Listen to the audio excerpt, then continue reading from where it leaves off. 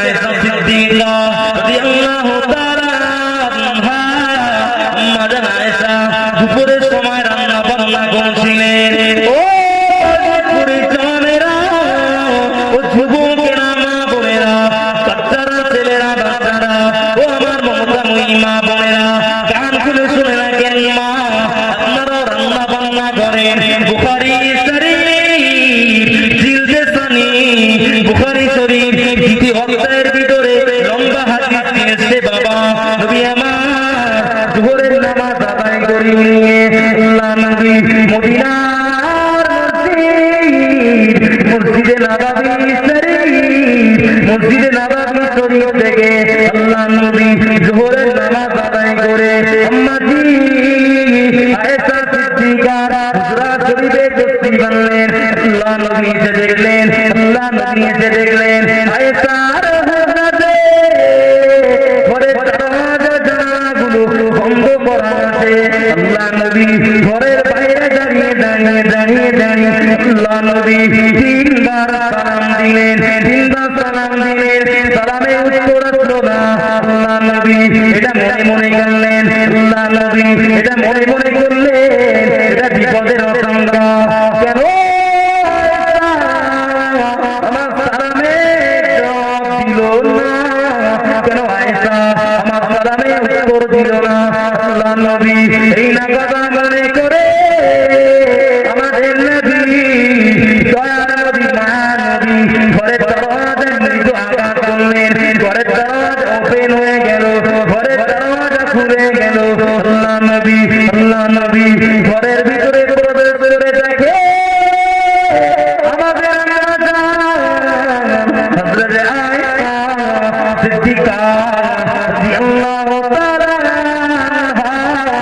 ঘরের ভিতরে এই কোণে নামাজের পাটিতে সিজদায় পড়ে কাঁদছে। আর একটু জোরে বলুন। একদম মা বাবা ভাষায় বলছি, এটা বুখারী শরীফ জিলদে সানি। হয়তো হাদিসটা অনেকটা আপনাদের জানা থাকলেও থাকতে পারে অনেকেরই, শুধু একটু স্মরণ করিয়ে দিচ্ছি ভাইরা আমার। আচ্ছা, আয়েশার ঘর মানে ওটা কার ঘর? বাপ নবীর ঘর না? আয়েশার ঘর মানে ওটা নবীর ঘর। নবী নিজের ঘরে প্রবেশের জন্য অনুমতি নিচ্ছেন বিবির কাছে। একটু সুবহানাল্লাহ বলে। এটা আমাদের শিক্ষণীয় বিষয়। এখান থেকে আপনি যখন বাড়িতে যাবেন, বাড়িতে প্রবেশের আগে আপনাকেও কি করতে হবে? সালাম দিয়ে অনুমতি নিয়ে ঘরের ভিতরে প্রবেশ করতে হবে। এটা হলো নবীর জন্য, নবীর ওসিলায় আমাদের জন্য এটা শিক্ষা, এটা তালিম, এটা তারবিয়া। একটু জোরে বলে।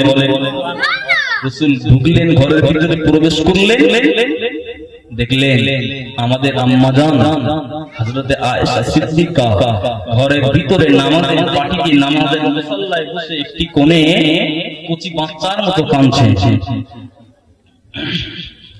আল্লাহ নবী এই সময় বললেন, ও বিবি আয়েশা, কেন আমার সালামে জবাব দিলে না? কেন ঘরের দরজা জানালা বন্ধ করলে?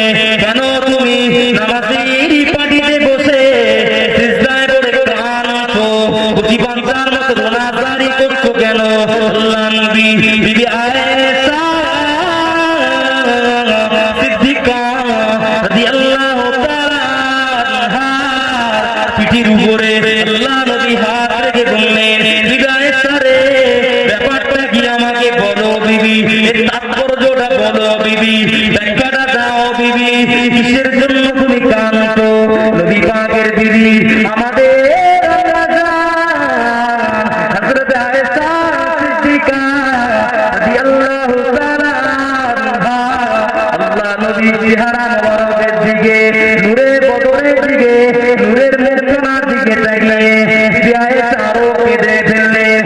চুকরিয়ে কাঁদতে কাঁদতে বললেন, ইয়া রাসূলুল্লাহ, ইয়া হাবিবাল্লাহ, ইয়া রাসূলুল্লাহ, হাবিবাল্লাহ, গো আরে আয়েশা, রান্না বান্না করছিলাম, হবে রান্না করতে করতে এক টুকরা গোশত আমার হাতের উপরে চলে আসলো।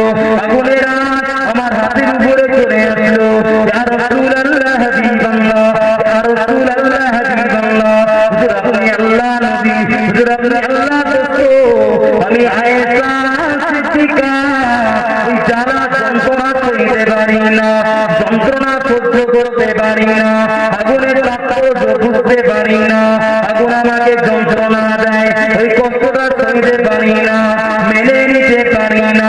আল্লাহ নবীকে বললেন, ইয়া রাসূলুল্লাহ হাবিবাল্লাহ, ওই সময় মনে পড়ে গেল আল্লাহ পাকের আযাবে জাহান্নামের কথা। পৃথিবীর আগুনে থেকে জাহান্নামের আগুনের ক্ষমতা, পৃথিবীর আগুনের থেকে জাহান্নামের আগুনের তীক্ষ্ণতা 70 গুণে বেশি হবে। ইয়া রাসূলুল্লাহ হাবিবাল্লাহ, আমি আয়েশাকে যদি আল্লাহ পাক জাহান্নামী বানিয়ে দেয়, আমি কি করে জাহান্নামের আগুন সইব? আল্লাহ নবী ওই সময় বললেন, আয়েশা রে, ফালইয়াদহাকু কলিলা ওয়ালইয়াবকু কাসীরা, ফালইয়াদহাকু কলিলা ওয়ালইয়াবকু কাসীরা।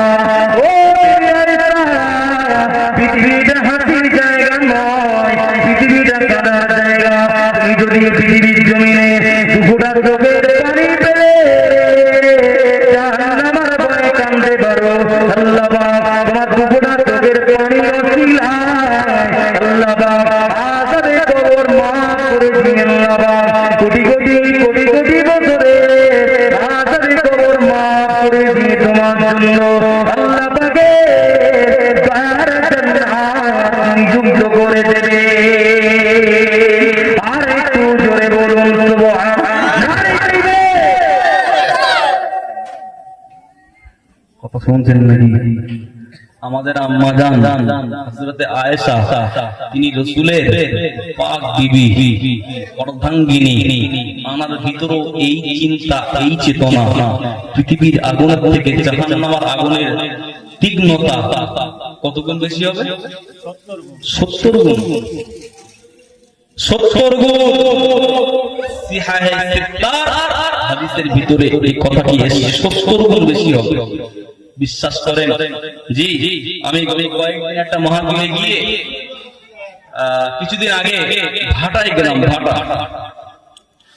ভাটায় গিয়ে আমি ইট পোড়াই করি, কাঁচা ইটগুলো মাটি দিয়ে বালি দিয়ে তৈরি হয়ে কলমায় ফেলে এইগুলো একটু রোদে শুকিয়ে ওই যার ভিতরে পোড়ায়, ওটার নাম ডাম্পার বলে।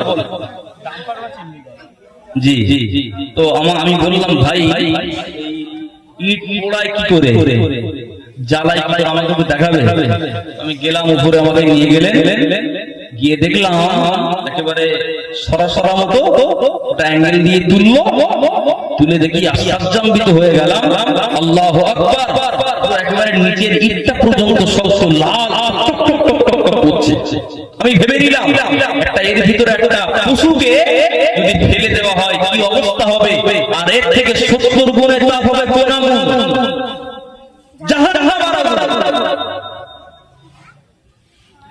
ও নওজোয়ানেরা, তরুণেরা, ও বাপেরা, মায়েরা, যারা জাহান্নামী হবে, জাহান্নামের ভিতরে জাহান্নামীদের গায়ে চামড়া আল্লাহ পাক 1 বিঘা পুরু করবেন না, 2 বিঘা পুরু করবেন না, 1 হাত পুরু হবে না বাবা, 2 হাত পুরু হবে না।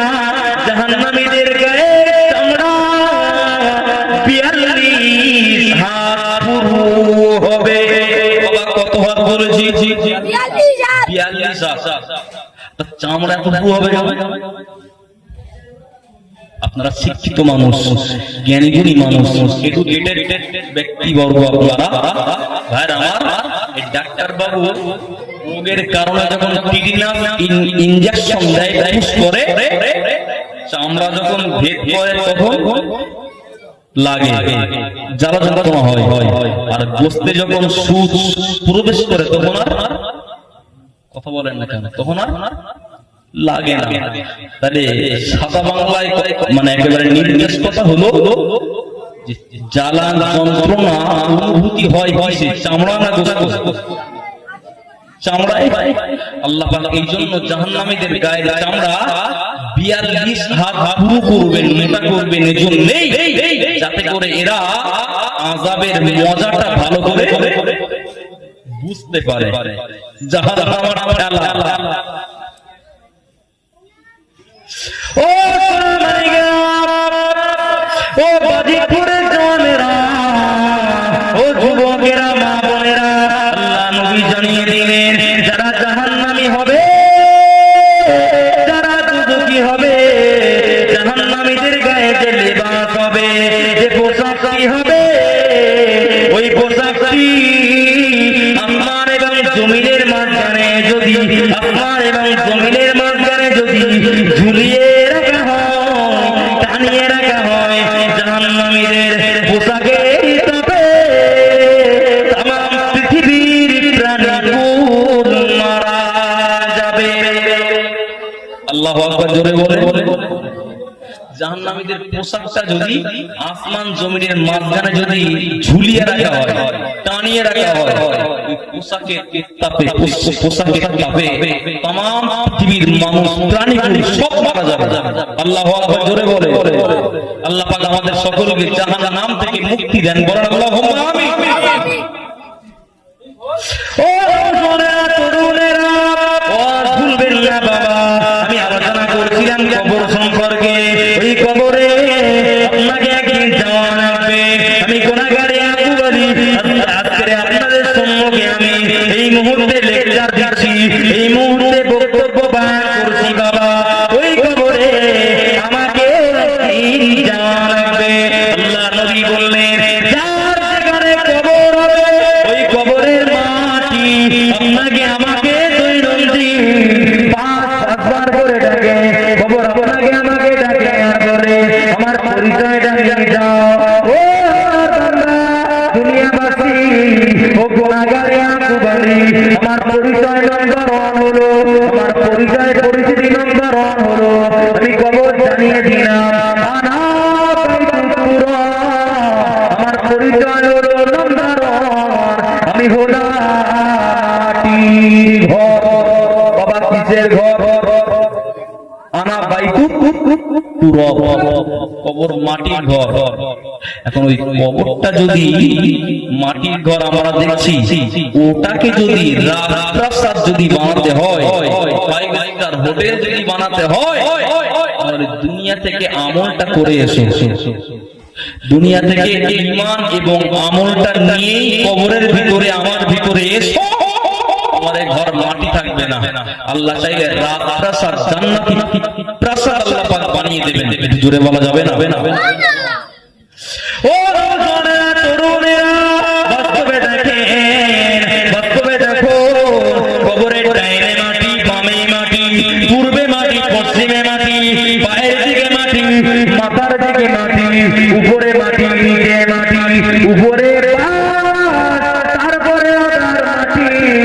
ওই জন্য কবর বলবে আমি হলাম মাটির ঘর। নবী আমার 2 নম্বরটা জানিয়ে দিলেন, কবর আপনাকে আমাকে দুনিয়াবাসীদেরকে 2 নম্বরে ডেকে ডেকে বলেন, এ বাজিতপুরের জওয়ান, কোথায় যা, হাটে যা, মাঠে যা, ব্যবসায় যাচ্ছিস না চাকরিতে যাচ্ছিস, আমার খবরটা নিয়ে যা, আমার পরিচয় পরিচিতিটা নিয়ে যা।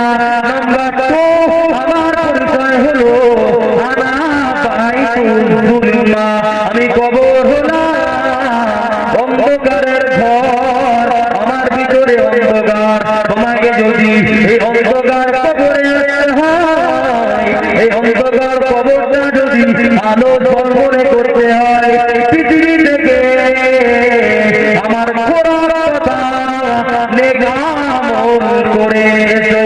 আলো ঝলমলে করতে গেলে নেক আমল এবং ঈমান সঙ্গে করে এলো।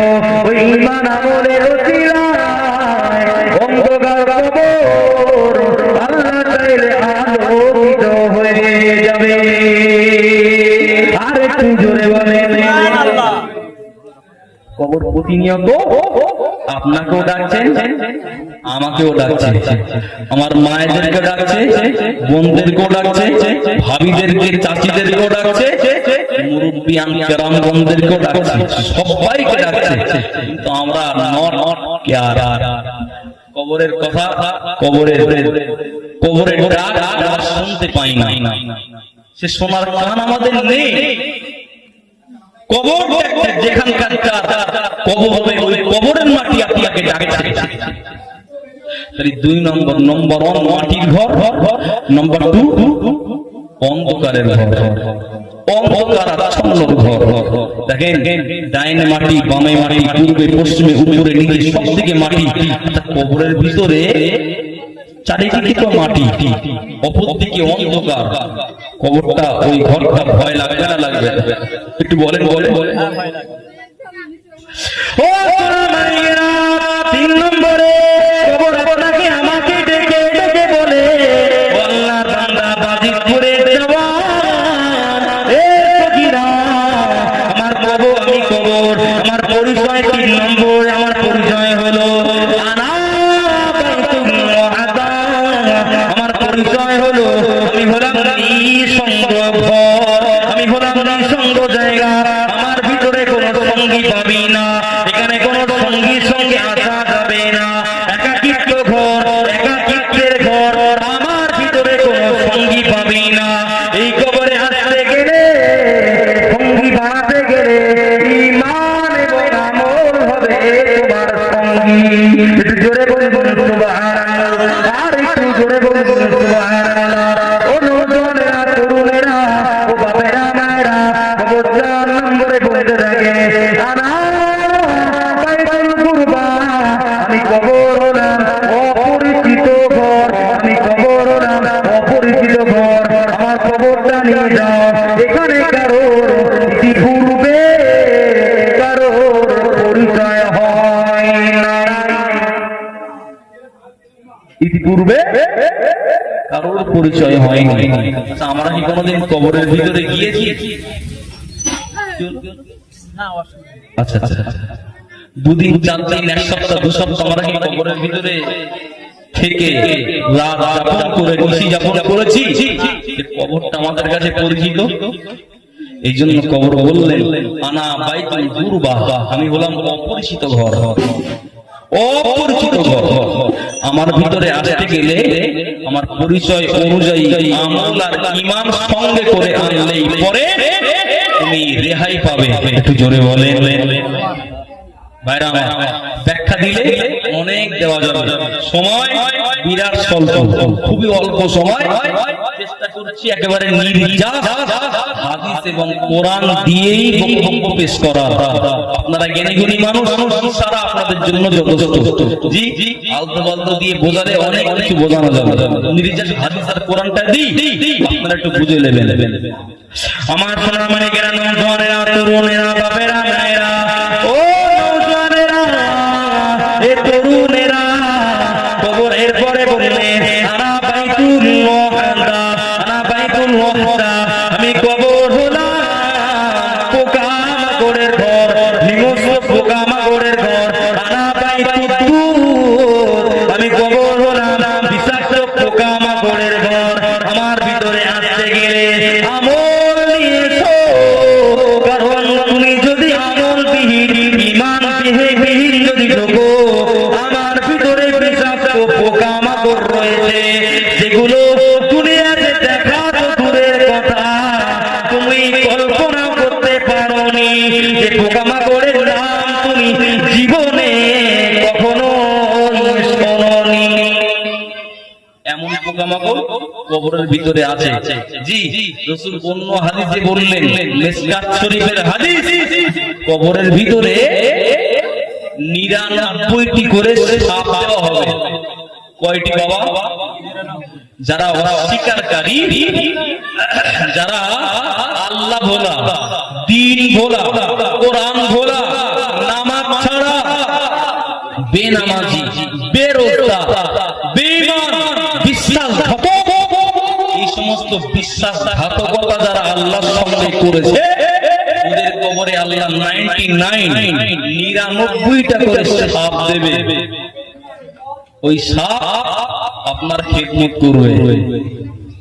যারা বেঈমান, বেনামাজি, ওদের কবর আপনাকে নিয়ে মোলাকাত করবে, জড়িয়ে শুয়ে থাকবে। কেমন লাগে? এমনি তো অনেক সময় ঘরের ভিতরে সাপ থাকে না, অনেকের ঘরের ভিতরে অনেকের সাপ থাকে। কেউ বলে ঢোড়া সাপ, কেউ বলে ডাঁস সাপ, কেউ বলে উগ্র সাপ। ভাই যে স্বামী থাকুক না কেন, কোনো একটা সাপ থাকে। যদি খাটের নিচে যদি সাপ থাকে আর আপনি আসেন ঘরে খাটের উপরে, যদি আপনি জানতে পারেন মাল আছে নিচে, ঘুম হবে তো নাকি? কেমন কেমন হবে?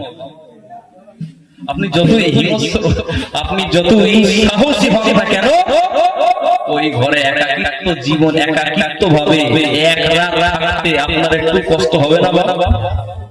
হবে তো নাকি? হবে। কবরের ভিতরে কয়টা সাপ থাকবে? 99। কবরের ভিতরে কোনো সঙ্গী, বিবি, ছেলে, মেয়ে কেউ থাকবে না, আপনি একাই থাকবেন কবর। এই জন্য আগে পরিচয় দিলেন, আনা বাইতুল ওয়াহদা, আমি হলাম নিঃসঙ্গ ঘর। তার মানে যেখানে কোনো সঙ্গী থাকে না, সঙ্গীবিহীন ঘর। এমনি তো ডাইনে মাটি বামে মাটি একেবারে জানো গায়ে গায়ে লেগে থাকে না, এক পাঁজর অপর পাঁজরের ভিতরে ঢুকে যাবে যারা বেঈমান, এদের কবরে। এর উপরে আবার সাপ থাকবে কয়টা বললাম? 99টা করে বিষাক্ত সাপ।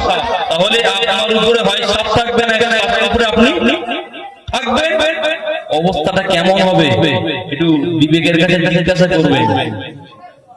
ওই কবরের সাপের দংশন থেকে যদি বাঁচতে হয়, এই দুনিয়াতে এই জিন্দেগিতে আমল বিহীন কাজ করলেই ওই সাপের সঙ্গে সঙ্গে আপনার দেখা হবে, সাক্ষাৎ হবে, দর্শন হবে, আপনার সঙ্গে দিদার করবে।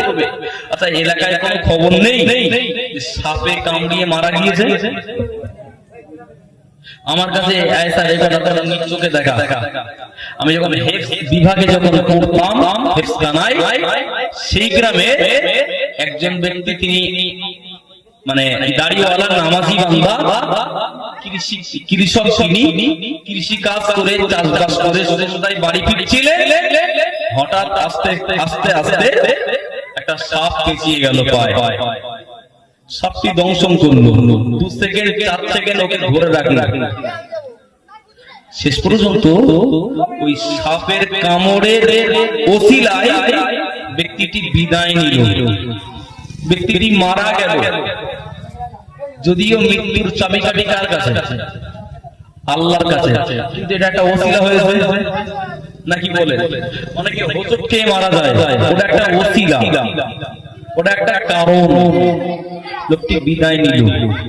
যদি একটা সাপের যদি এই বিষ হয়, কবরের ভিতরে থাকবে 99টা করে সাপ, সে তো আপনার দুনিয়ার মতো 1 সেকেন্ড 2 সেকেন্ডে কামড়িয়ে ধরে রাখবে না, অটোমেটিক আপনার সঙ্গে মোলাকাত।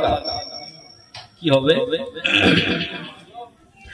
ও বাড়িপুরের জওয়ানেরা, যুবকেরা, ও মুরব্বীরা, ও আমার মা বোনেরা, পৃথিবীর জমিনে যারা বিশ্বাসঘাতক, যারা বেঈমান, যারা বেনামাজি, সুস্থ শরীর আল্লাহ দিয়েছেন, সুস্থ মস্তিষ্ক আল্লাহ দিয়েছেন, এরপরেও যারা নামাজ পড়েন না, যারা বেঈমান, যারা কুফার, যারা নামাজবিহীন চলে, দিন ভোলা যারা, ঈমান ইসলাম ভোলা যারা, কোরআন ভোলা যারা, এদের কবরে আল্লাহ 99টা করে সাপ দেবে।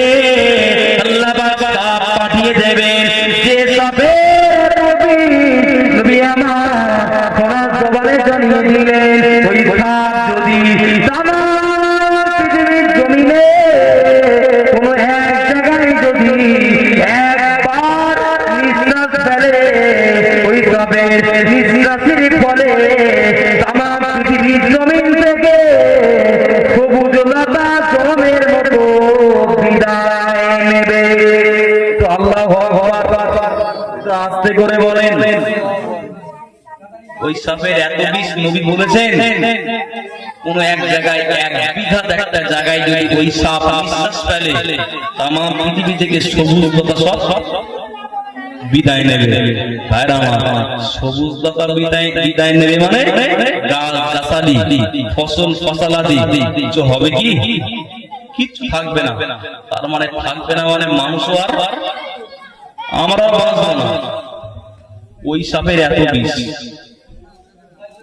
আল্লাহ পাক হেদায়েত দেন, আল্লাহ পাক নামাজি বানিয়ে দেন। একটু বলেন আল্লাহুম্মা আমিন, একটু জোরে বলেন আল্লাহুম্মা আমিন।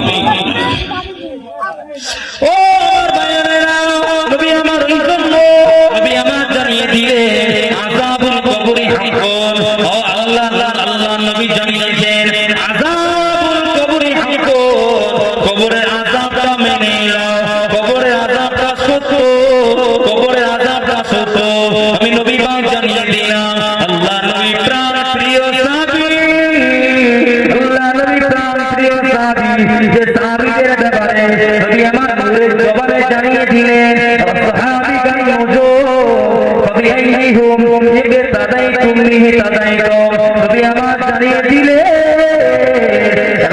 নবী বললেন আমার একাকি সাহাবী আসমানের তারকারাজির সমতুল্য।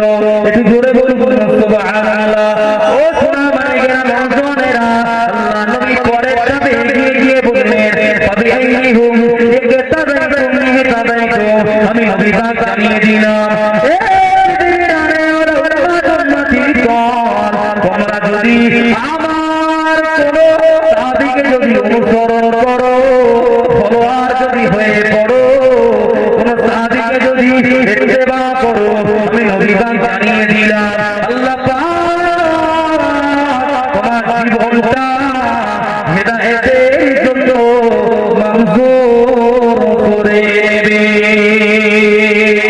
আর একটু জোরে বলুন ও সোনা তরুণেরা, নবী পাকের সাহাবী হযরতে মুআয ইবনে জাবাল আল্লাহ নবী সাহাবী মৃত্যুবরণ করলেন। ওয়ালা ফারাসনা মা'a রাসূলিল্লাহ সাল্লাল্লাহু আলাইহি ওয়াসাল্লাম।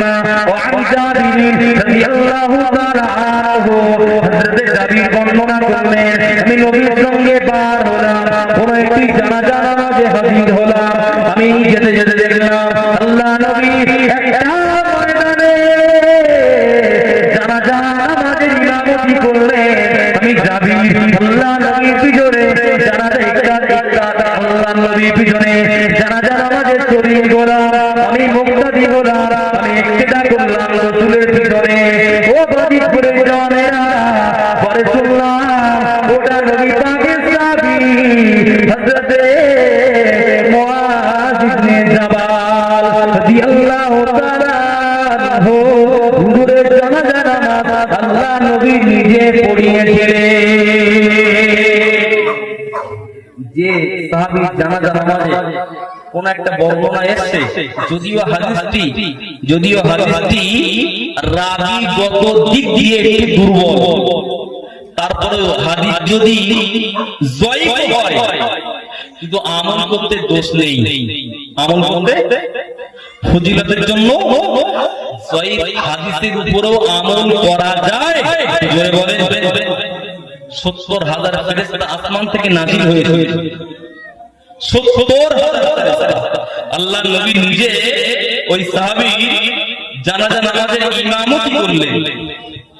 ভাইরা আমার, তো জানাজা নামাজের ইমামতি করার পরে ইনা তুফিয়া, তো মুআয ইবনে জাবাল রাদিয়াল্লাহু তাআলা আনহুকে দাফন করার জন্য কবরের ধারে নিয়ে যাওয়া হলো। কবরের ধারে নিয়ে বিসমিল্লাহি ওয়া আলা মিল্লাতি রাসূলিল্লাহি বলে সাহাবীকে দাফন করা হলো। এরপরে আমরা একটা দোয়া পড়ি না বাবা, 3 মুঠো করে মাটি দিই, একটা দোয়া পড়ি, মিনহা খারাজনা